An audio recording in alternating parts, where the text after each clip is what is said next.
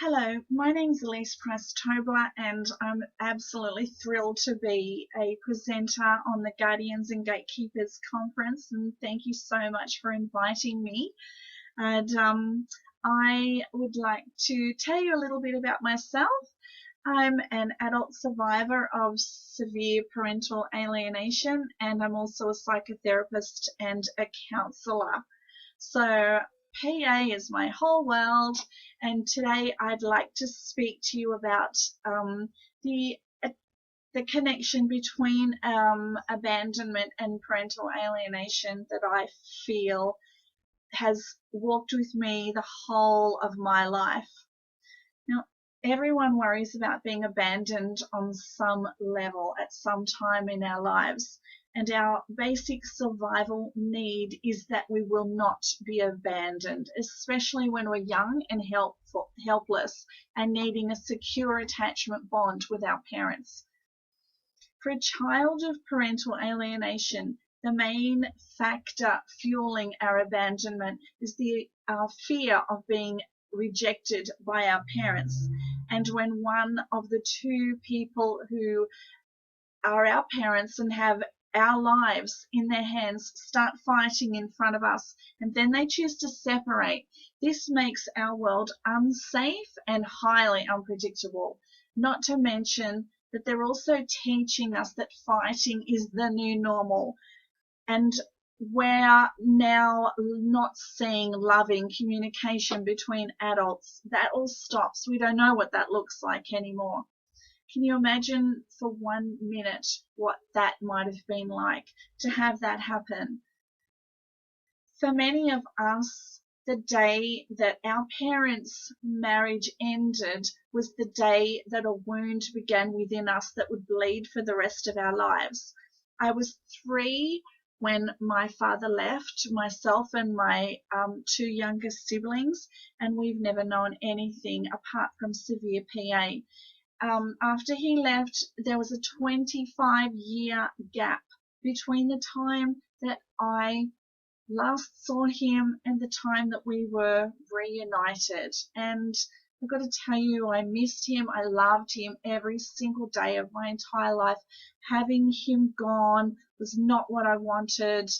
It was thrust upon me, and that's why I'm speaking up now, because I had no voice back then.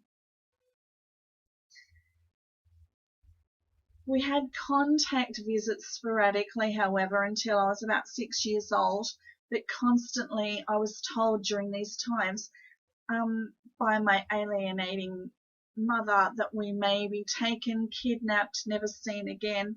I was also told this by my maternal grandparents, so we had other people filling this in too.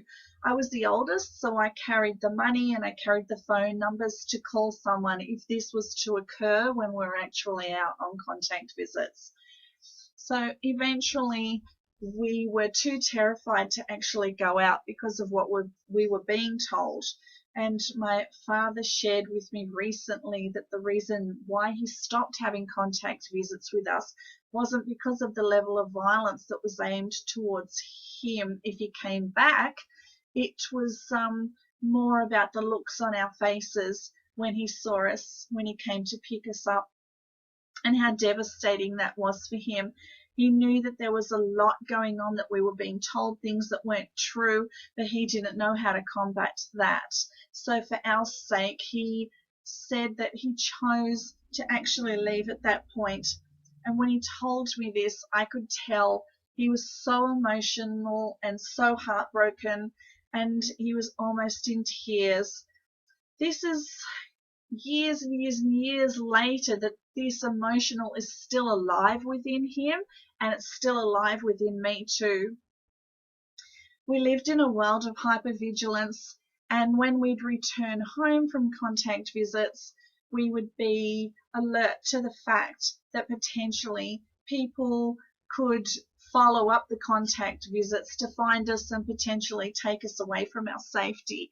And we knew that as long as we didn't mention our father, we kept our heads down, we didn't mention their family, our family ever again, that we were pretty safe. It was a covert rule within our families that we were compliant. We never questioned anything. We didn't ever question any of the multiple houses that we moved to or the multiple schools that we went to try and keep safe or get away or the next whim, whatever was coming on the journey. What we wanted wasn't really taken into consideration. I don't feel, this is my personal perspective. So yeah, I suppose involve your children in these decisions. Moving all the time isn't great, and I have to tell you also from a child who went to a lot of schools, that's a bad idea. Do not put your children in lots of different schools. It is not good. We cannot stabilize. We cannot become functioning members in the community. We're constantly wondering who our next friends will be. We're missing our previous friends. It's just not okay to be doing this. So anyway, we had to go. There was a lot of decisions made without our consultation. We felt unseen and we felt very unheard. This is not okay. As adults now, we often discuss why no one came to intervene, why no one came to undo the stories that we were being fed. We felt that like nobody noticed us, nobody heard us. It was in our best interest to be silent and compliant.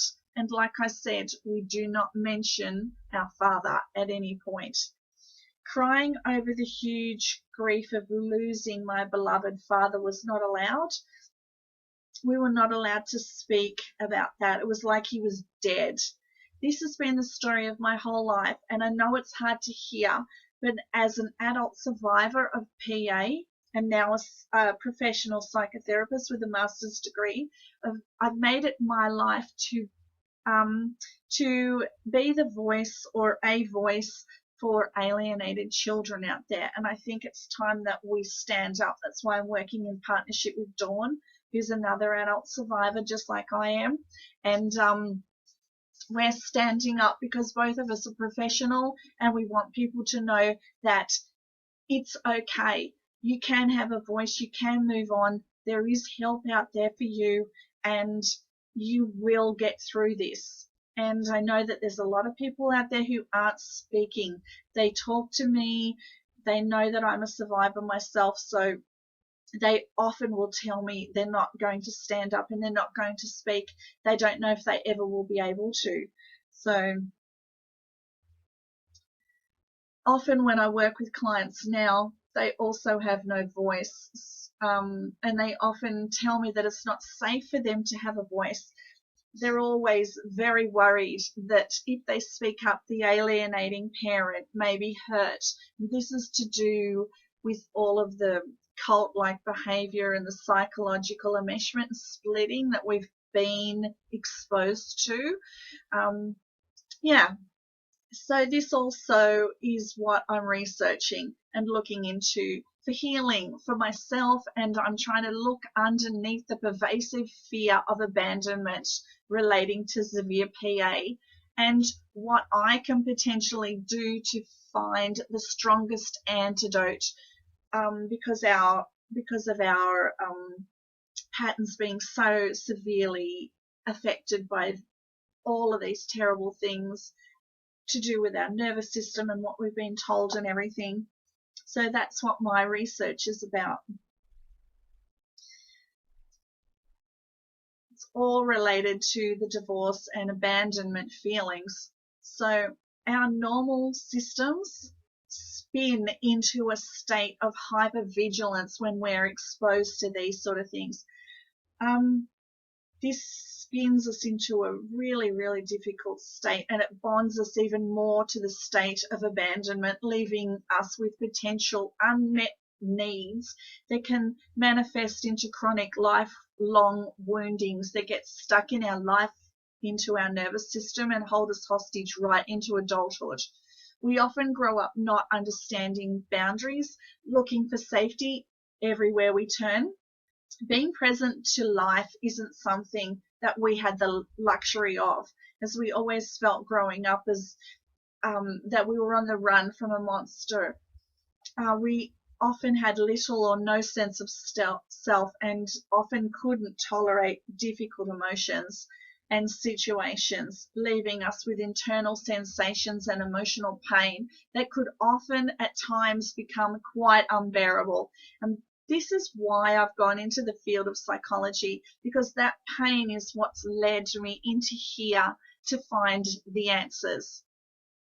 Due to the insecure attachment styles that we developed as children, we could find ourselves living permanently in a cyclical maladaptive pattern of fear, betrayal, abandonment, punishment, shame. It's hard.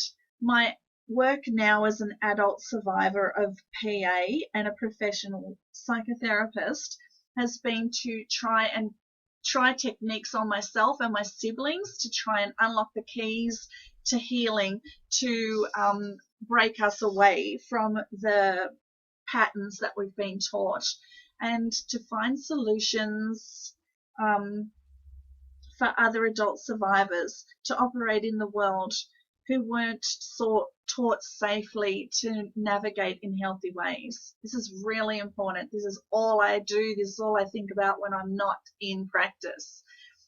Abandonment is literally a primal fear embedded in humans and can be a major threat to the regulated nervous system. Early attachment experiences can have a remaining effect on the ability to build meaningful adult relationships later on in life when we finally reach adulthood.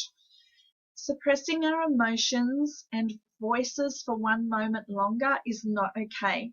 We need to speak up to heal, and I know that this can be very distressing for some parents who are already being targeted at the moment, but we're doing this because we need to speak up. So at this point, if we don't, we're just cauterizing the healing that we're already trying to do and stunting our own emotional growth. I've heard many times from different people in my field and from different research articles that I've read that we are very broken. The enmeshment and cult-like brainwashing and psychological splitting that we've been exposed to is very difficult to undo. Many of us will either end up in addiction, in prison. We're told that we will never achieve a proper education, sustain a healthy relationship, we'll have major health problems, or we may be dead.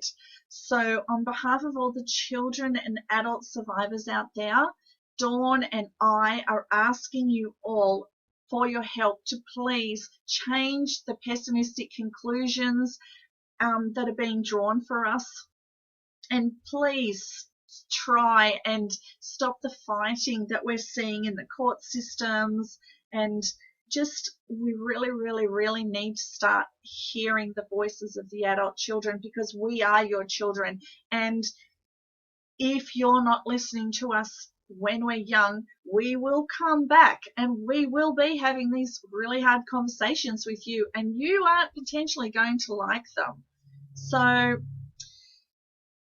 that's just something to think about. On behalf of our young selves who didn't have voices, we are now standing up.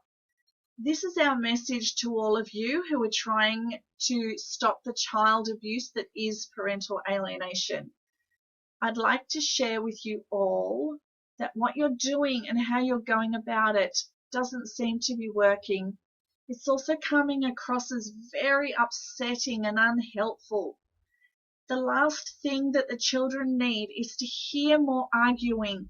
It is not about the money. It's not about the academic notoriety. It's not about who wins the child either.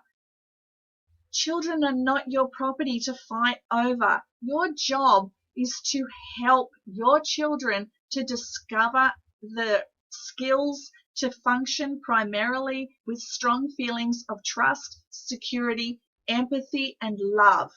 This is your job. This ultimately teaches the child how to achieve emotional safety, true independence, and a strong sense of agency. Try and please remember for 1 minute what it was like to be a small child around adults who were fighting. I'm sure that there are many of you who knew what it was like to have no voice and to have no physical strength to stop an adult from hurting you, to grow up at the mercy of adults whose main goal is to win you at all costs. At all costs, when I say that, I mean at all costs to you, the child. So I want to talk about the fighting, because we really are asking for everyone to try and get on the same page. I know that probably sounds a bit delusional, but you don't know till you ask, right? So we see fighting among the parents first, which bleeds to the courts. Then we have the academics scrambling to find the answers for their research to stop parental alienation.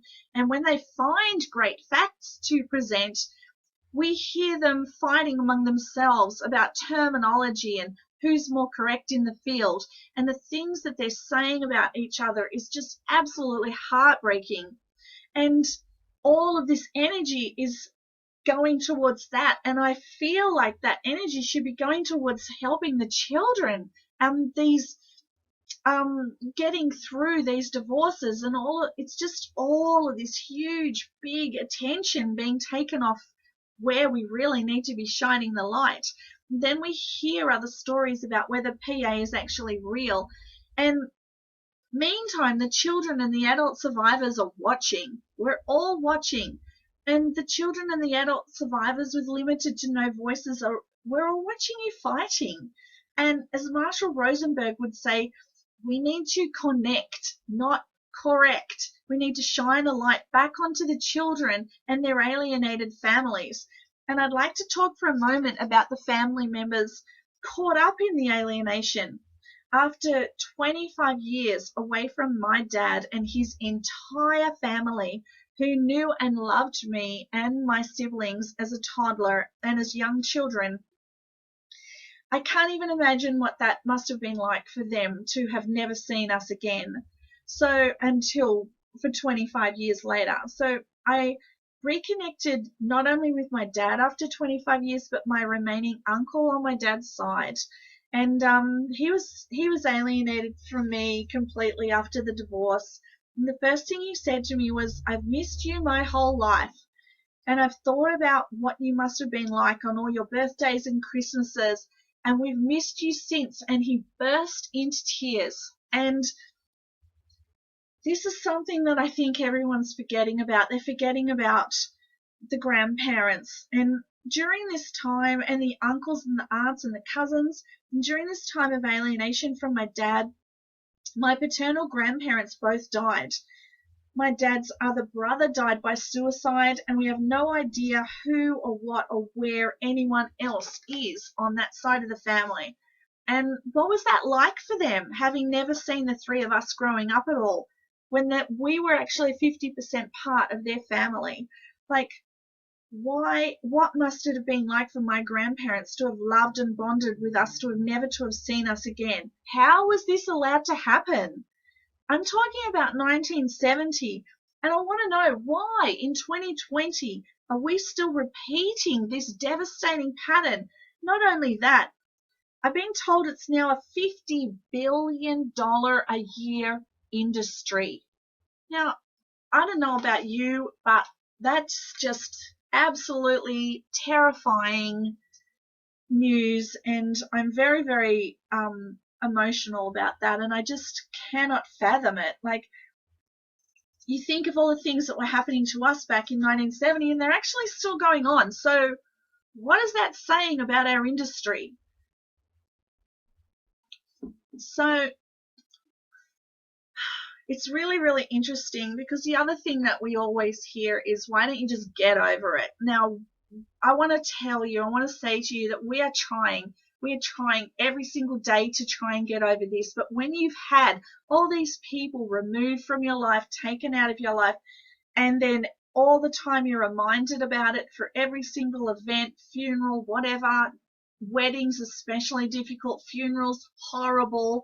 So we're trying to get over it. So please be gentle with us. We are trying to find our feet, and it's very, very difficult. So it's so hard, and it's intergenerational. So parental alienation behaviours pass from generation to generation in all different forms, but there's a lot of cutting off from all the family members. Alienating behaviours continue within our families, and the abandonment still bleeds into our wounds, and then we're being told to just get over it. My final message today is from Marshall Rosenberg. What has happened to disconnect us from our compassionate nature, leading us to behave so violently towards each other and exploitatively towards each other? Please, let's try and reconnect with our compassionate nature and the little child within each of us, and please stop the fighting. We really, really need to be listening to each other and just throw everything we know out the window and rejig everything. Seriously, things have got to change. So thank you so much from Sydney, Australia, for listening to me today. I really, really appreciate it. And hopefully, if there are any other adult survivors out there, my talk will inspire you to come forward and speak up. And I just want to wish you all peace and love, and be kind to each other, please, everybody. Please think about the message that I've sent today. Thank you. Bye.